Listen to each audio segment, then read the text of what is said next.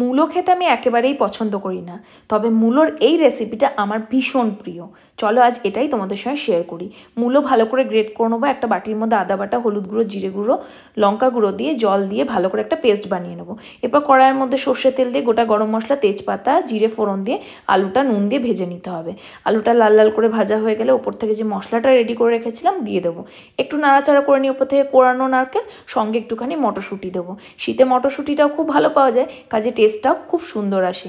এরপর আমি দিয়ে দেবো কিছুটা জল, দিয়ে আলুটা সেদ্ধ হয়ে গেলে পরে ওপর থেকে কাঁচা লঙ্কা আর যে মূলোটা গ্রেট করে রেখেছিলাম ওটার থেকে জলটা বার করে নিয়ে মূলোটা দিয়ে খানিকক্ষণ কষিয়ে নিয়ে আমি ওপর থেকে একটু গরম জল অ্যাড করে খানিকক্ষণ হতে দেবো। আচ্ছা, মাঝে একটুখানি নুনও অ্যাড করে দেবো। এরপর 5 মিনিট হলে কিন্তু আমাদের একদম রান্না কমপ্লিট। ওপর থেকে নামানোর আগে একটু চিনি, কিছুটা ঘি দিয়ে নামালেই আমাদের মূলোর ঘন্ট একদম রেডি।